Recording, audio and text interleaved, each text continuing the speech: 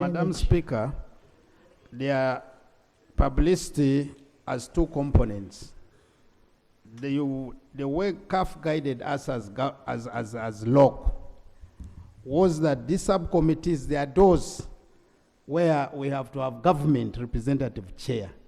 And there are those where they requested the federation, which is directly aligned to them to chair.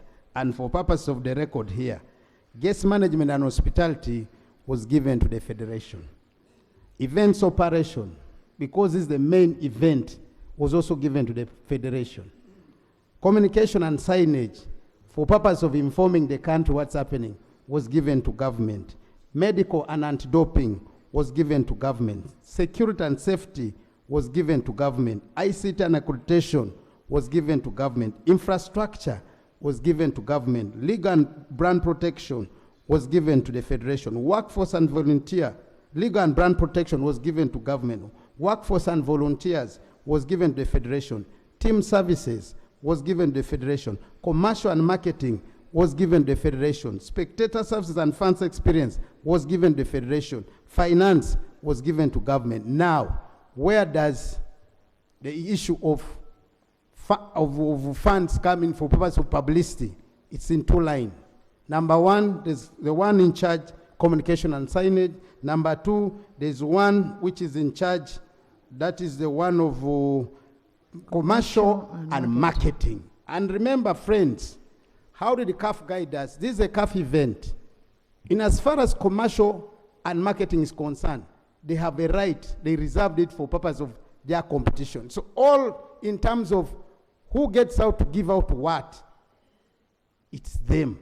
This is their tournament. No longer they have their sponsors. So when we are working in with them, we have been very careful to ensure that we do not cross the line which they are directly involved, and we also don't over push in our authority on the competition. But above all, Madam Speaker, in all what is coming out, if I refer to the paragraph of finance, because that's where we have one critical issue. My statement is here clear. It says, and I want to go to the paragraph which I said, in addition to the above settlement, the LOC evaluated the local requirements to ensure the success. Let me say, whereas it was expected by LOC that these expenditures would be accommodated under the $13 million dispersed to CAF, it is now evident that LOC, in their operation, which I also want to say for the record, it is a Pamoja tournament. Uganda is having one group. Tanzania is holding two. Kenya is holding two. So this money, which we all paid, we expected the $13 million to cater for the operations of this tournament, both as one tournament. The challenge which has arisen is the expenses for CAF in Uganda are not the same as expenses for CAF in Tanzania and CAF in what? In Kenya. No wonder we have come with an area where we have deficits, and these deficits are the ones which government internally has taken a position to raise money locally to support us in our quest to have this tournament managed. And that's what is coming now to affect areas of publicity. How do we handle it?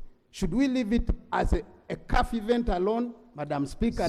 So you've given the 1 billion for us to see how to support. Yes, support the publicity of the event which is meant to be done by CAF according to what we have agreed with the CAF. But initially, all this work was meant to be undertaken by the Confederation of African Football. And Madam Speaker, also I want to put this on record, because I don't want people to come out here and say, we have given for 1 billion.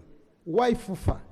This is a football. Because I was going to ask you, why didn't you give to the committee and you give it to FUFA? Why are you giving FUFA? Madam Speaker, I want first to put this on record. This is a football event. Number two, the experience on how they manage to raise funds to come to their games during other competition is their experience and expertise they have. So as a local organizing committee, we found it prudent that we use them to help us as government, based on the time now we have, to go out and carry out this civic and popularize the event across the country. And as of this morning... So when did you give them the money? Madam Speaker, it is actually undertaking we have had, which we are going to formally do it. with You're the going to federation. give them the money. Exactly, but I You have want, not yet given. listen to me. Madam, Honorable members, it should be on record that they are going to give the money they have not yet given, because we don't want anything that happens to be associated to FUFA. Madam, Let it be an issue that it has been from the federation, Madam from Speaker, CAF, but now FUFA is going to come in to support. Madam Speaker, I'm taking this undertaking, having had a meeting and having chaired a meeting as the co-chair of law for purposes of us moving forward to ensure that the event is properly publicized across the country. And I want to confirm this morning, I have got information from various parts of the country that the Federation has swung in action. There are radios moving all over most of the major towns in the country. There are also radio advertisements taking place in major parts of the country.